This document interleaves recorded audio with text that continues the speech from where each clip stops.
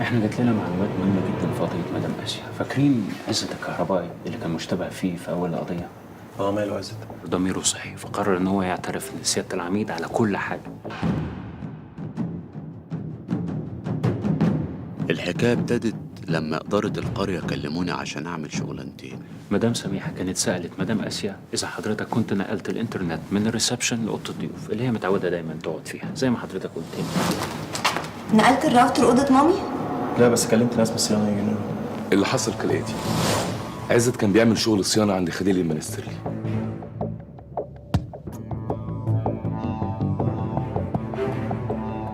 وأنا عند خليل بيه سمعته بيكلم مدام آسيا في التليفون.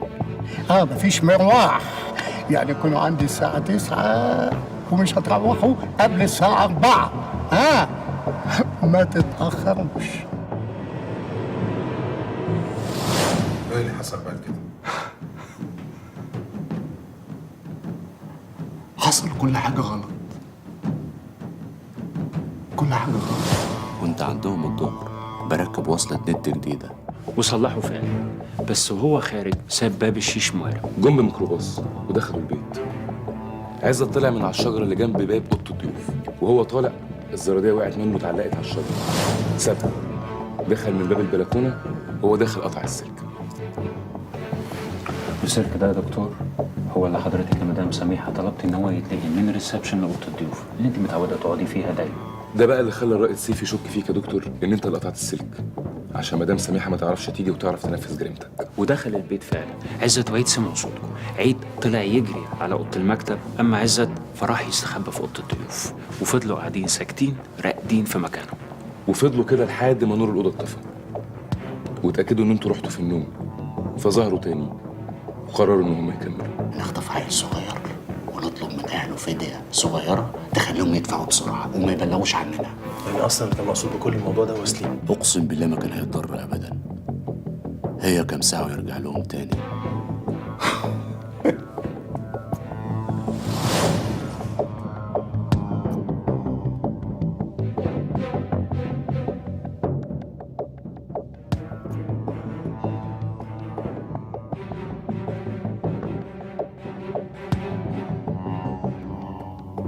خرجنا من الأوضة وأنا شايل الواد، نزلنا على تحت،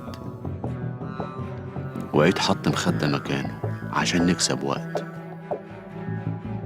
وشالوا سليم ونزلوا بيه في هدوء. فجأة الواد صحي وفلفص في ايديا، فاتلخبطوا ما عرفوش يعملوا ايه. رجليه جت في وش عيد وهو عمال يرفص.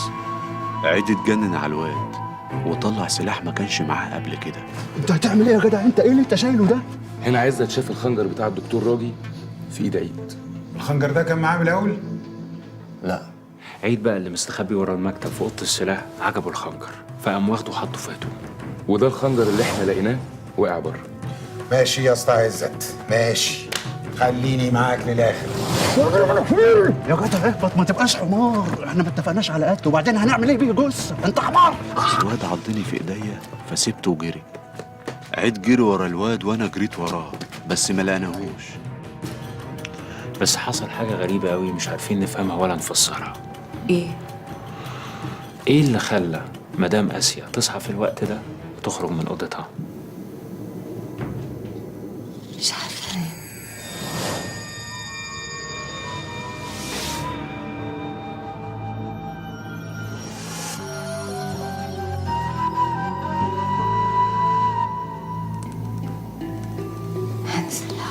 هنزل هشرب حاجة.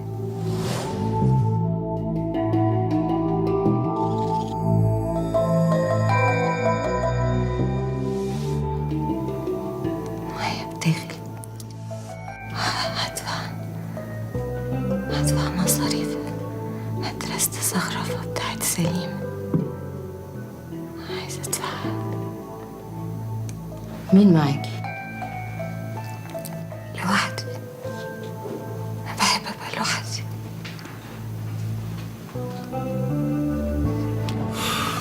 يعني إيه؟ ابني فين؟ بصوت السرير. مامي!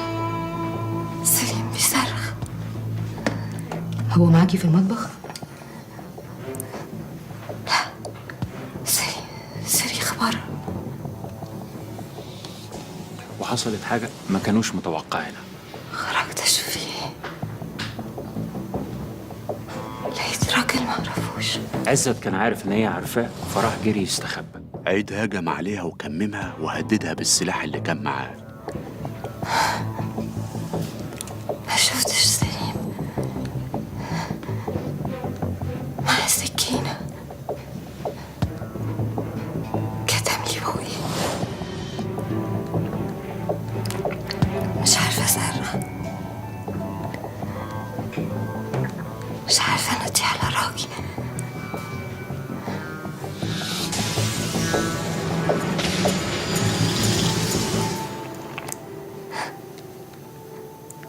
كان عايز يضربني بالسكينة. هنا عزت شاف الخنجر بتاع الدكتور راجي في ايد عيد. الخنجر ده كان معاه من الاول؟ لا. عيد بقى اللي مستخبي ورا المكتب في أوضة السلاح عجبه الخنجر فقام واخده وحطه في هدوء. انت فاكره؟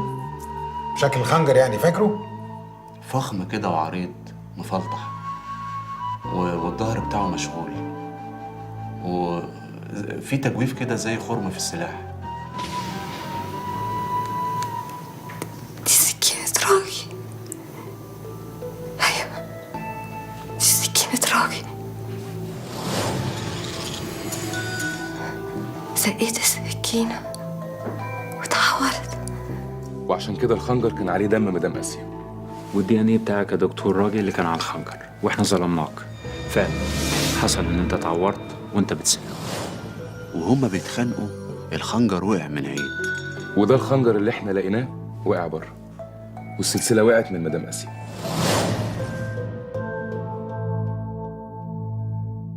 ماشي يا اسطى عزت، ماشي. خليني معاك للاخر.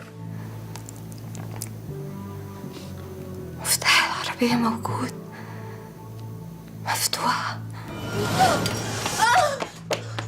جريت منه ونطت في العربية، قام عيد لحقها ونط وراها.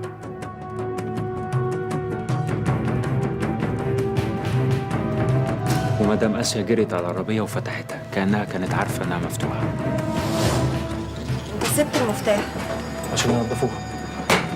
الموضوع هنا امان، مش زي ما انت فاكر. وده اللي ياكد كلامك يا دكتور، انك فعلا متعود تسيب المفاتيح في العربيه. مع سكينة تانية.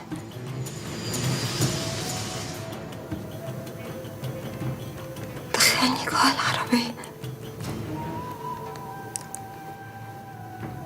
كنت عايزة أمشي عشان ما يعملش حاجة لسليم. واللي حصل ان عاليه وهي نازله تشرب شافتكم انتوا بتتخانقوا، بس اللي هي ما تعرفوش ان كان عيد هو اللي بيتخانق مع مدام اسيا.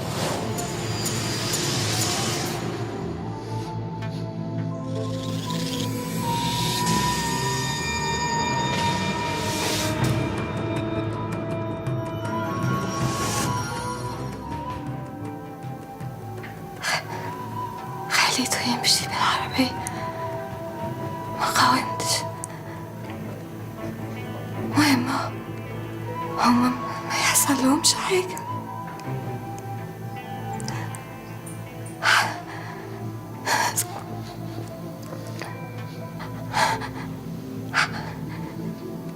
كلمت راجي.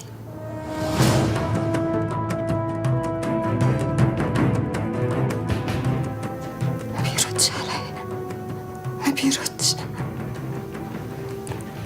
ما ردش عليا. فويس ميل، مش هيلاقيني.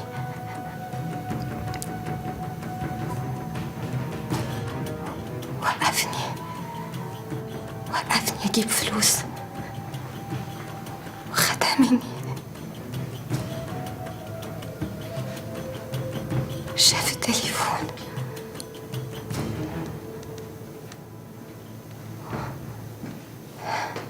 خبط على كتفي. بس دلوقتي انا عايز اعرف ابني كان مع اسيا ولا مش معاها؟ عزت اتاكد يا دكتور انه شاف عيد وهو بيخطف اسيا، بس ما شافش سليم بعد ما هرب منه.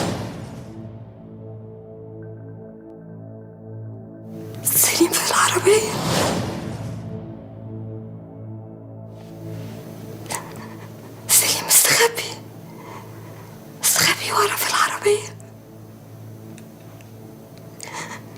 بس أنا برقت له عشان ما يشوفوش. الراجل مش لازم يشوفه. خد مني التليفون وضربني.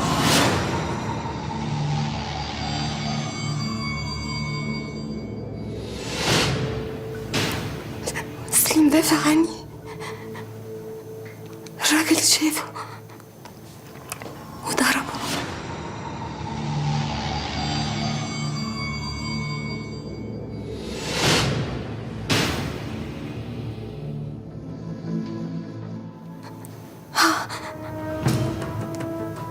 وانا قعدت اضرب فيه جامد.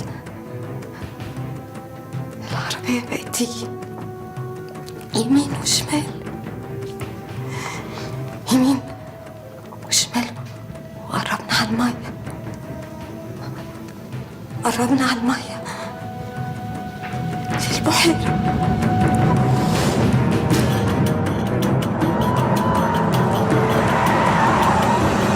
دي البحيرة.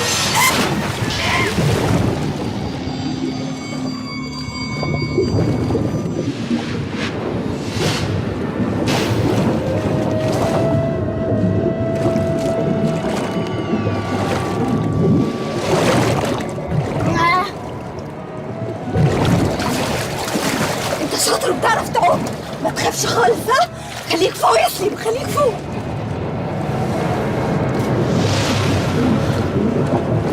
سليم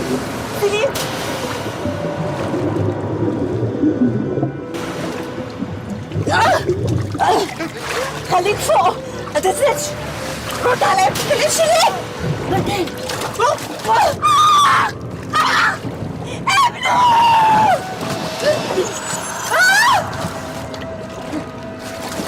انت شاطر وبتعرف تعوم، ما تخافش خالص. ها، خليك فوق يا سليم، خليك فوق. اوعى تنزل لتحت.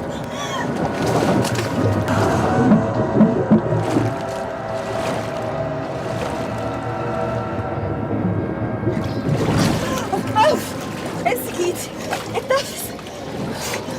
انت سامعني؟ هنخرج بيبي. خليك فوق، ما تنزلش.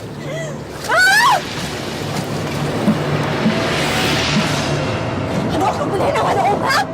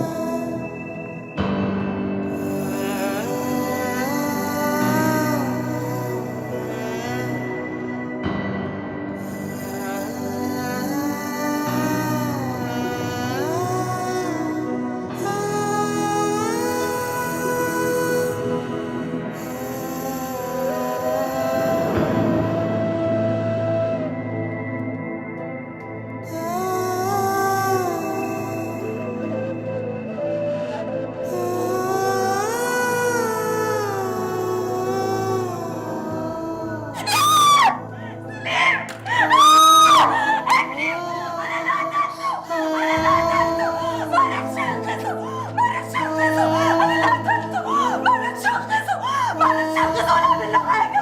أنا اللي قتلته، ما رضيتش أطلعه معايا.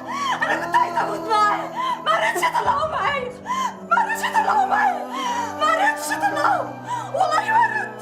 حاولت وما عرفتش، حاولت ما رضيتش أطلعه، ما رضيتش أنقذه، ما رضيتش أنقذه. أنا كنت عايزة أموت معاه، أنا كنت عايزة أموت معاه. أنا اللي قتلته، أنا اللي قتلته، أنا اللي قتلته. أنا اللي قتلته، ما رضيتش أنقذه. أنا اللي عملت كده. أنا اللي قتلته، ما رضيتش أنقذه. ابني ابني مش هاخدها. ابني هاتهولي، ما رضيتش أنقذه. هاتهولي ابني بجد. ابني ما رضيتش أنقذه، ما رضيتش أطلعه، ما رضيتش أطلعه.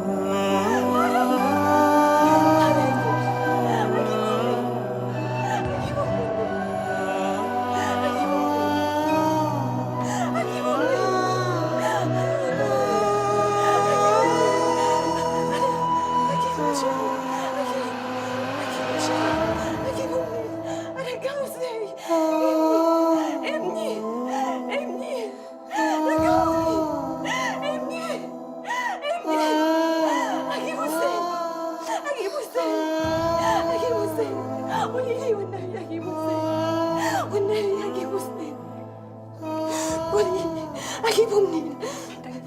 أجيبه ازاي؟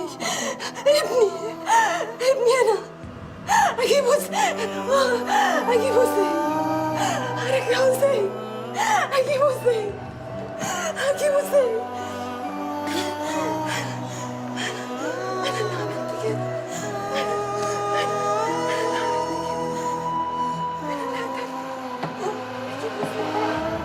أجيبه منين؟ أنا اللي ما شفتوش، أنا ما طلعتوش، كان لازم أموت وأنا جنبه، كان لازم أموت، إزاي أسيبه؟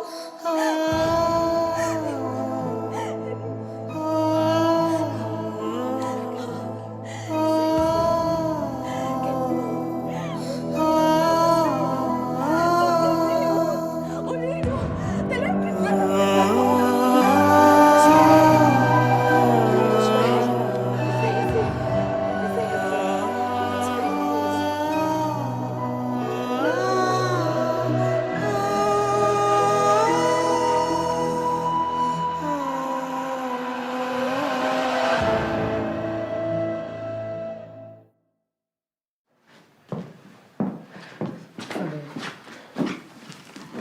في ايه مالها يا سيدي؟ راجي الموقف صعب جدا وانا محتاجه ابقى معاكم انتوا الاتنين بالذات مع اسيا. في ايه يا نادين؟ مالها اسيا؟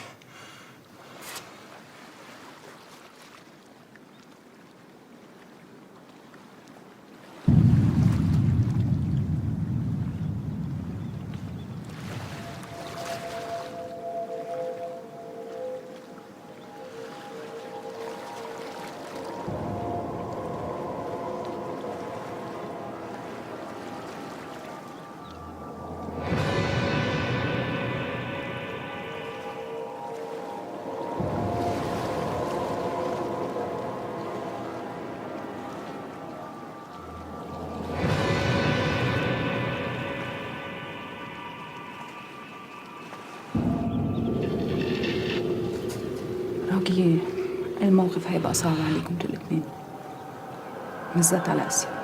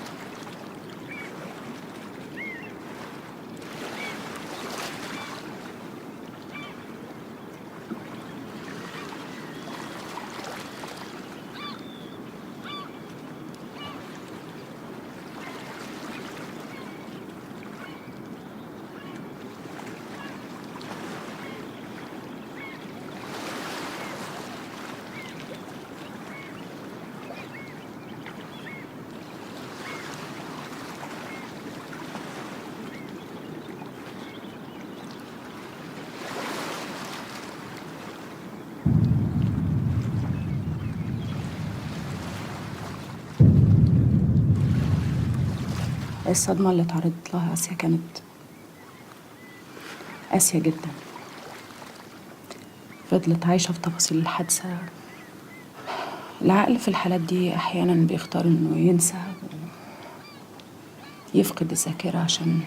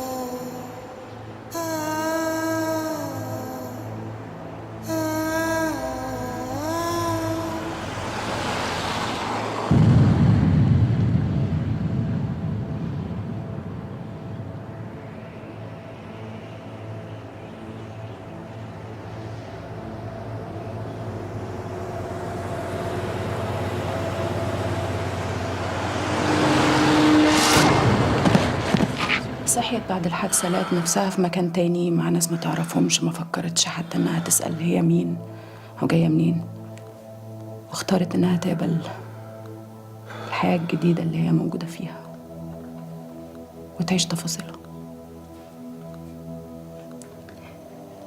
سليم تعيش أنت.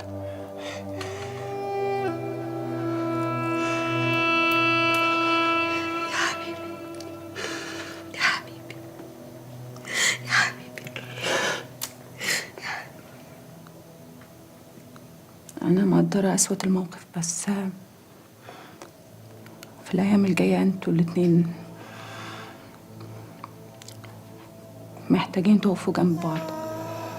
كنت عايزة أموت معاه، والله كنت عايزة أموت معاه يا حبيبي.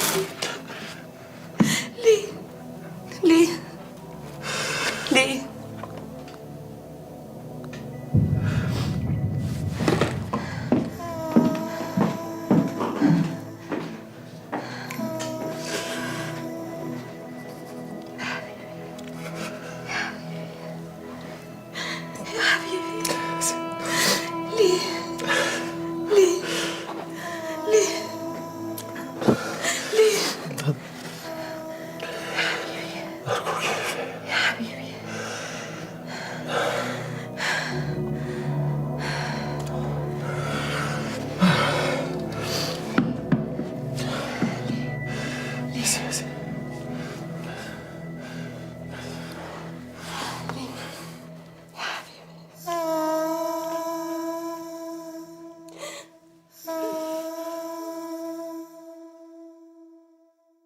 سألت نفسي سليم الملاك اللي سابنا وطلع للعالم الأحسن، العالم الأكتر رحمة، لو بيبص علينا وشايفنا كان هيحب يشوف إيه؟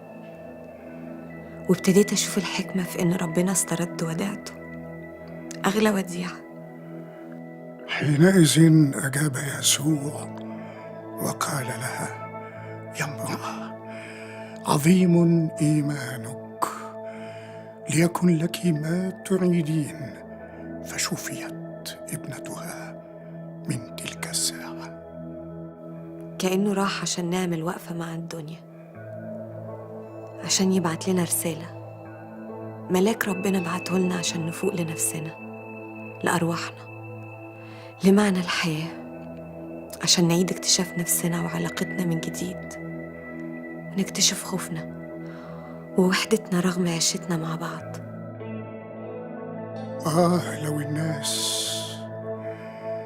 لو الناس تعرف عظمة ورحمة الخالق، لو ما كانش نفخ فينا من روحه، ما كناش حسينا بمأساة الإنسان، بمعاناته على الأرض. كنا هنيجي ونروح من غير ما نغير حاجة في الكون، في التاريخ، في الفنون، في المزيكا، في الشارع.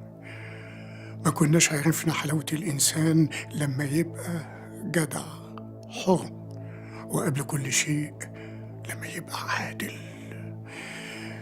الحزن يا آسيا هو أعظم وأنقى ما فينا، منه بنتعلم، بنتطور، بنشوف النور، بنحس بالمظلومين، بنغير حياة الناس، بنلاقي ذواتنا، بنلاقي أرواحنا التايهة تعود لبيتها وتبات جوانا.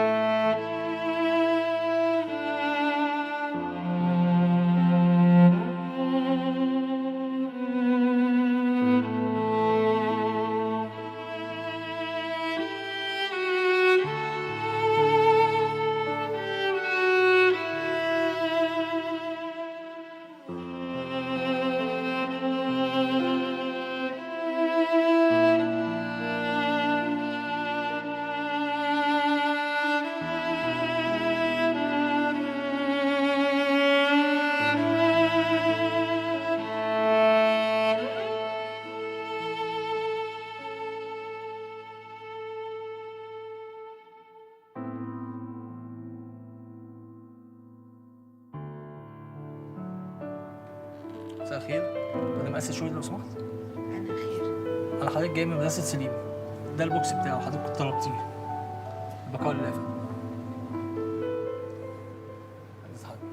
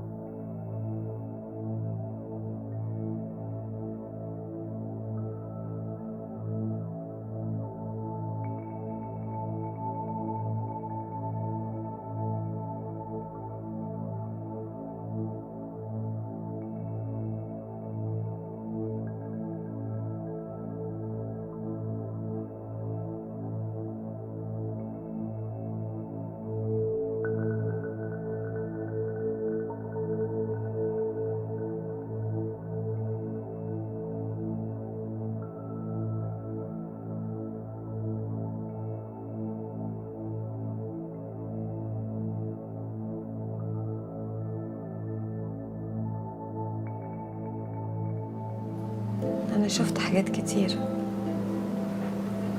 مش حاسة إني هعرف أرجع زي ما كنت. مين بيطالبك ترجعي زي ما كنتي؟ محدش، بس حاسة إن في حاجة اتكسرت جوايا وحاجة تانية اتبنت. بس ده من حقك بعد كل الوجع اللي حسيتي بيه انك تقوي. بس حتى ده مبقاش ليه طعم خالص. مبقتش عارفة ده هيعدي امتى وازاي، ولا هو هيعدي أصلا.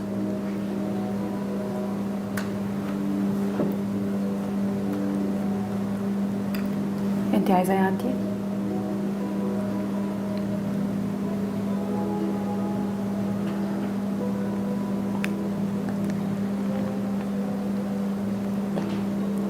لازم يعدي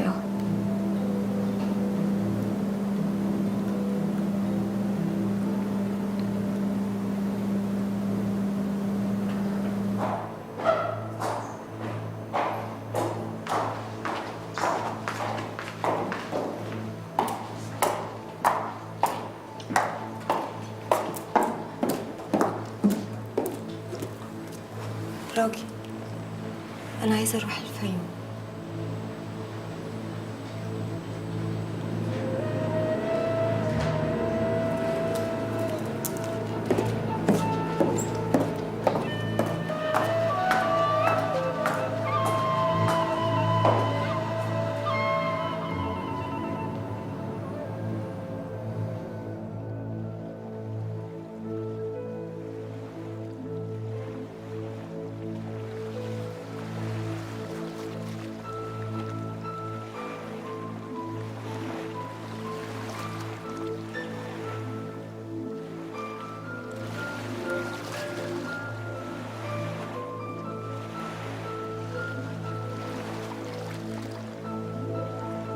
هاي مامي، أنا سولي.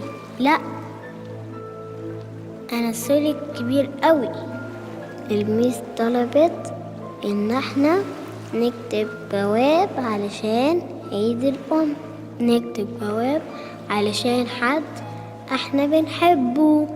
أنا بقى اخترت مامي علشان أكتب لها الجواب ده. انتي يعني يا مامي كل سنة وانتي طيبة.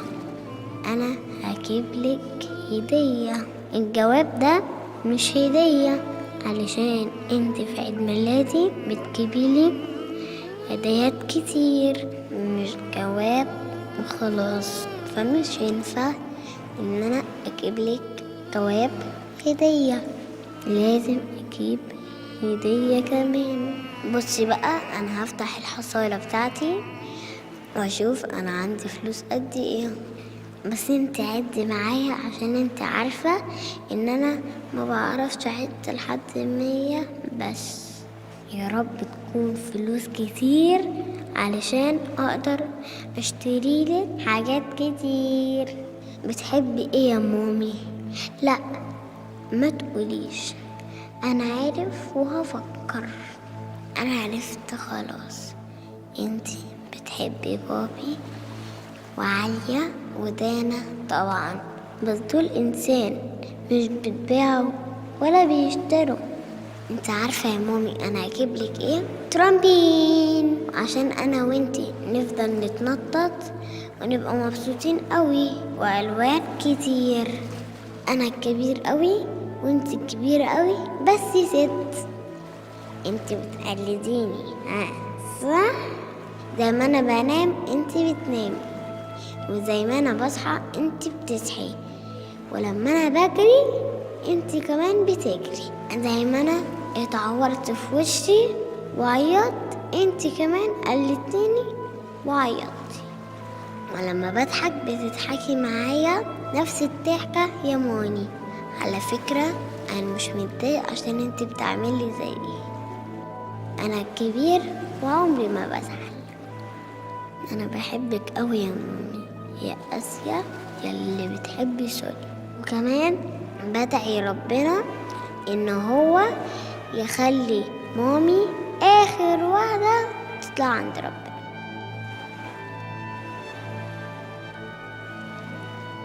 مش زي جده سليم، طلع مصارع قوي.